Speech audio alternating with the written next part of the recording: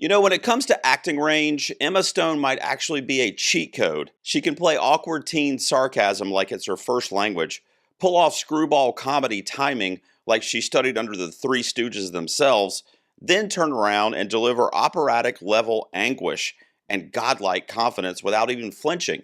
She's not just versatile, she's unpredictable, and that's what makes her so damn magnetic.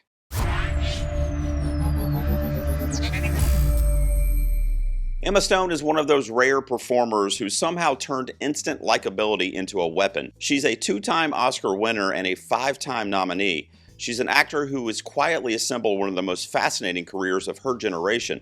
From early comedy standouts like Superbad or Easy A, to prestige collaborations with Yorgos Lanthimos, Poor Things, The Favorite, and just this week turning up in Bugonia, which is the ultimate inspiration for this countdown. Stone has proven that she can rule both the multiplex and the art house.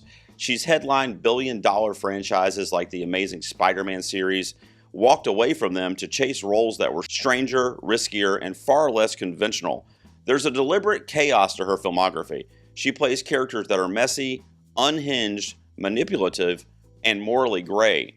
On this video, I'm going to give you my 10 favorite Emma Stone performances that showcase her brilliance. These are the ones that prove she's not just one of the best of her generation, she's in a league all her own. A quick disclaimer before we get into the countdown. This is just my opinion. These are the 10 performances that stuck with me personally. And also I want to let you know I'm ranking her acting performance in the film, not the movie itself. In some cases, I'm not even as high on the film as a whole, but her performance is undeniable. Here we go. Stone's first film role was barely more than a supporting turn, but she made every frame pop as Jules. She took what could have been a throwaway love interest and turned her into the kind of grounded, no-nonsense character that gave the film some balance. Even in her debut, you could see her gift for understatement. She never pushes too hard for the laugh or tries to steal the scene. She just feels real. Superbad didn't make Emma a star overnight, but it's the reason Hollywood realized she could be one. This is one of those performances that works even when the movie doesn't. Stone plays Grace Faraday, a woman caught between power and danger, and she does it with that old school movie star magnetism. She brings the right amount of smoky allure and subtle vulnerability, giving the film's pulpy energy a rare dose of emotional weight. Even with her limited screen time, the chemistry with Ryan Gosling is electric, and it would be the last time we see it. Her inclusion in this film turns B-level material into something worth watching. There's a reason the character of Wichita became one of the defining ones of her early career. Emma Stone injects her with confidence and charm and never loses that cynical edge. She sells both the comedic and the action beats with total conviction, which is harder than it looks. She's funny, sharp, and surprisingly grounded amid all the zombie chaos. It's a perfect showcase for her timing, that ability to drop in a punchline while wielding a shotgun and still feel it's completely natural. This was the breakout, Easy A. It's Emma Stone's arrival moment. The film that told everyone she wasn't just funny, she was commanding. As Olive, she carries the entire movie with wit, vulnerability, and a charisma that can't be taught. Her delivery turns every line into a moment. She makes teen comedy feel like a showcase for sharp, self-aware character work, and she manages to give the role actual emotional stakes amid the satire. This was when the world collectively said, "Oh, she's a star." The most recent entry on the list, only Emma Stone could play possibly an alien and still make it human. Reuniting with Yorgos here, she dives into the absurdity without blinking. Her performance is layered, deadpan 1 second, hysterical the next, and strangely tragic in between. You can feel her total trust in the bizarre rhythm of the script. There's no vanity here, no desire to make it pretty or palatable, it's just commitment. It's proof that she has evolved into an actor who's unafraid to experiment even when it risks alienating, see what I did there? Half the audience. Her performance in Bugonia is truly something to behold. This is the kind of performance that lives in Hollywood history. As Mia, she channels both classic and contemporary, a dreamer whose optimism slowly fades under the weight of reality. Emma captures that emotional erosion so delicately, you almost don't notice it's happening until it hurts. She's radiant in the musical numbers, but devastating in the quiet moments.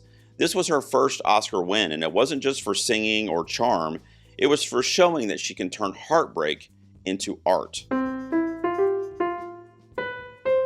Emma's performance here as Sam, the recovering addict daughter in Birdman, is raw, unpredictable, and painfully honest. You can feel years of resentment and longing bleeding through every glance and outburst. She matches the film's manic energy beat for beat and still finds human center within it. That rooftop scene with Michael Keaton is pure electricity, one of my favorite scenes ever. This was the moment she transcended her next big thing label and stepped fully into the realm of serious, fearless A-list acting. Yep, it's Cruella, guys. A wild, delicious surprise. Maybe on this list for you too. Stone goes full theater kid meets rock star here, chewing through the scenery with gleeful abandon. But the genius of her performance is that it's never one note. Beneath all the fashion and chaos, she plays Cruella as someone born from pain and defiance. She relishes every line but keeps her emotional compass intact. It's over the top, yes, but it's a controlled chaos, and few actors could pull that off without tipping into parody. She makes evil look like an art form, and I personally stand by the fact that she should also have an Oscar nomination for this one. Sue me. She did get one here though, and deservedly so. Stone's Abigail is a masterclass in tonal balance. She starts as the underdog, morphs into the opportunist, and ends up as the monster wearing a crown. What's so brilliant is how seamlessly she evolves through those stages without losing the thread of humanity. Every smirk, whisper, and side-eye is part of a larger psychological chess game. She never announces her villainy either, she lets it bloom. This performance is biting, feral, and calculated, the kind of work that makes rewatching the film essential. And my number one, this isn't just Emma Stone's best performance in my opinion, it's one of the boldest of the decade. As Bella Baxter, she crafts an evolution that's equal parts disturbing, hilarious, and transcendent.